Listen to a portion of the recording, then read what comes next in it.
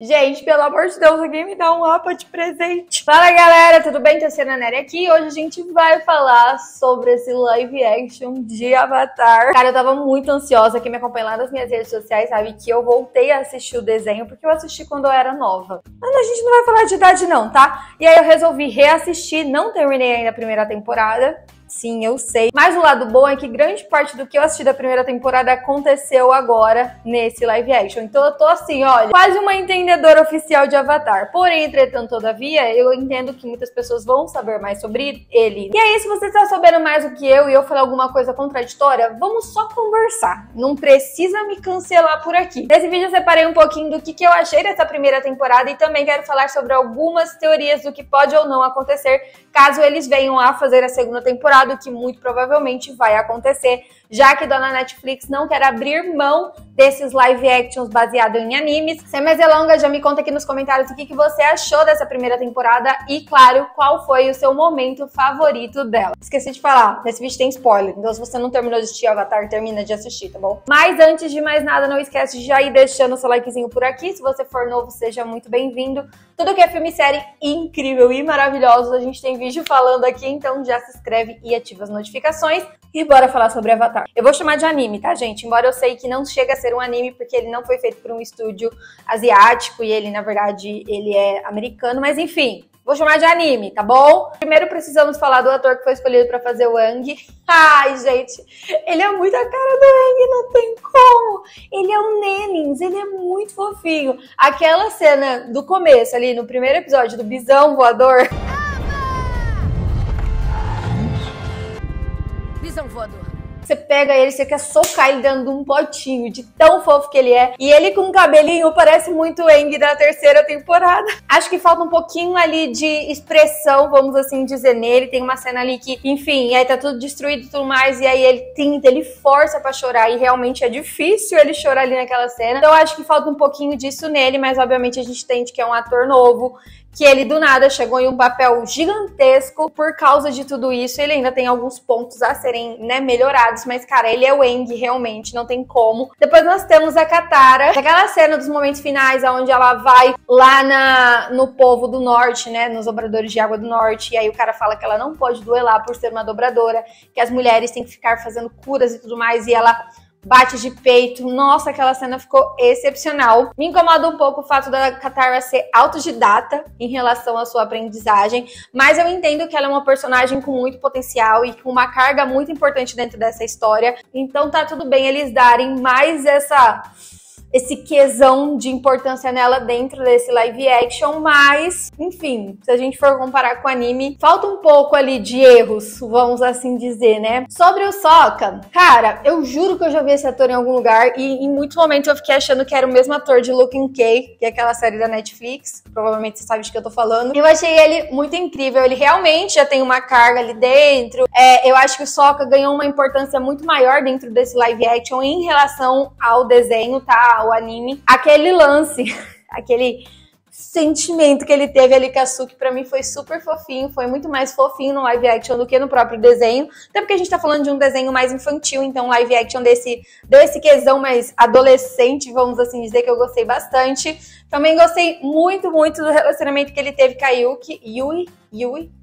Enfim, mas junto com o Aang, quem mais me surpreendeu nesse live action foi o Zuko. Só não gostei do cabelo dele. Realmente, assim, eu não consigo tancar aquele cabelinho. Puta que pariu, ele tá feio. Sinto que o Zuko também ganhou uma grande importância nesse live action. A gente pôde entender muito melhor e muito mais rápido todos os problemas, todas as suas mágoas e o porquê ele se tornou a pessoa que ele é hoje, né? O tio Iroh, ele é simplesmente fofo demais. Cara, ele ficou muito parecido com o desenho. A tranquilidade dele, o fato dele proteger o sobrinho, de tratar ele como um filho. Mas eu queria só finalizar falando da Azula. Eu não me lembrava muito dela, até porque, como eu falei pra vocês, estou voltando a assistir o anime. Então eu gostei do fato deles terem já meio que pré-apresentado um pouquinho dos personagens que vão seguir nessa história. A gente sabe que não só a Azula, mas as duas amigas dela são muito importantes pro decorrer, pro que vai acontecer. E eu achei muito, muito louco o poder dela, que é aquela manipulação de raio. Eu acho que ela consegue manipular a luz, que é uma coisa que o Zuko vai tentar aprender mais pra frente, né, se eles forem seguir esse padrão. E eu tô bem curiosa pra saber como eles vão seguir em relação a tudo isso. A gente sabe que dentro dos acontecimentos do Avatar, ela e o Zuko, eles vão meio que ficarem em rixa por alguns momentos, depois eles vão voltar a se unir, vão se separar de novo. Queria falar um pouquinho também sobre o CGI. Eu não sei vocês, mas sempre que é um live action, é uma história que vem de algo. Sempre me preocupo muito como que vai ser esse live action. Eu sei que muita gente ficou questionando o CGI, falando que não tava tão bom. Eu entendo que tem algumas cenas realmente que não são, tipo, wow, mas tem cenas que realmente a gente merece, cara, parabenizar. O Appa ficou excelente, o Momo ficou fofinho demais, com vontade de colocar aquele bichinho num potinho.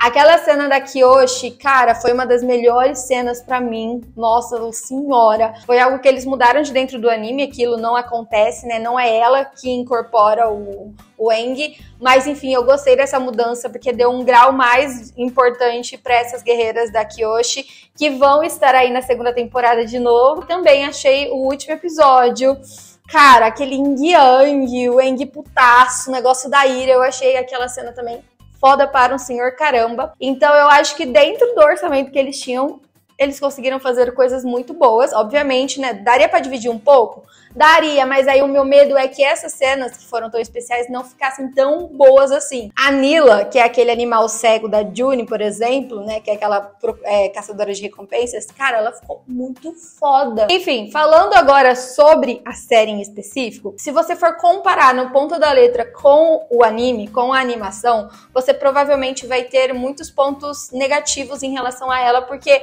embora ela siga a mesma linha, vamos assim dizer, do anime, eles trocaram algumas coisas, sim. E eu entendo que são coisas que, pra quem é muito fã do anime, são importantes. Pra mim, em específico, não foram coisas que me prejudicaram tanto assim na minha experiência. A única coisa que eu achei é que a série ficou muito corrida, que eles pularam bastante coisa, e isso é um fato.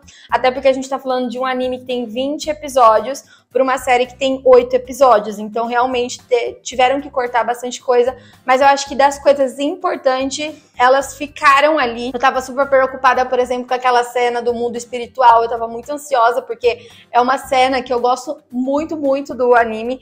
E aí, enfim, mudaram, mas ela aconteceu. A cena da Kyoshi, pra mim, foi uma surpresa muito mais positiva em relação ao live action do que o anime. Se eu tivesse que dar uma nota pra essa animação de forma geral, eu acho que eu daria uma nota 8,5 de 10. Então, eu realmente acho que vai ter uma segunda temporada de Avatar aí pra chamar de nossa. E falando sobre a segunda temporada, eu anotei alguns pontos aí sobre o que acontece no anime pra gente discutir aqui. Bora lá? Vamos começar falando que no final dessa temporada, a Azula, ela domina aquela cidade, né, dos Dobradores de Pedra, que era uma das poucas cidades que ainda não tinham interferência do Reino do Fogo, da Nação do Fogo. No final dessa primeira temporada, o Aang, a Katara e o Sokka voltam para essa cidade, então provavelmente seja esse primeiro confronto com a Azula, e se isso já acontecer no começo da segunda temporada, ela já vai começar, tipo, no pico ali da loucura, então tô bem curiosa. A gente sabe que é nessa segunda temporada que a gente conhece a Toph, acho que assim se pronuncia, que é aquela dobradora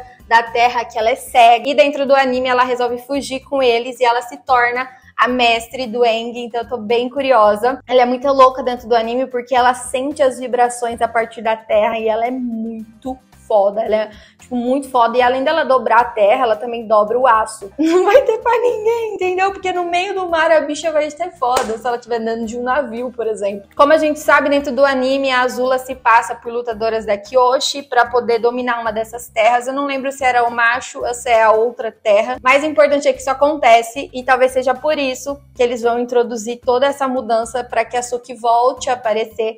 E aí eu espero realmente que ela se desvencie dali, que ela parta com eles nessa missão, e aí ela fique com o Sokka. A gente tem um personagem que aparece na primeira temporada do anime, que ainda não apareceu, que é o Aru, que é um dobrador da terra, é um dobrador que ele não pode contar que é dobrador, porque ele vive num reino onde a Nação do Fogo já dominou, e aí o pai dele é um dos prisioneiros de um dos navios da Nação do Fogo. Isso daí é um dos momentos que a primeira temporada teve que cortar, mas eu acho que como a Nação da Terra, os dobradores da Terra vão ser mais bem apresentados e discutidos nessa segunda temporada, talvez o Haru apareça. Vale lembrar que o Bumi, que é um dos dobradores, amigo do Aang, ele tá sendo aprisionado pela Azula, então provavelmente quando o Aang saber disso, ele vai lá, né, pra poder soltar o amigo dele, enfim. Além disso, na segunda temporada do anime, a gente tem o Appa sendo sequestrado pelos dobradores de terra. Eu espero que isso não aconteça, porque senão eu vou dar na cara deles. A gente tem o Zuko e o Iroh sendo tratados como traidores perante a Nação do Fogo por causa do que aconteceu naquele negócio lá do norte. E também é nessa segunda temporada que ele começa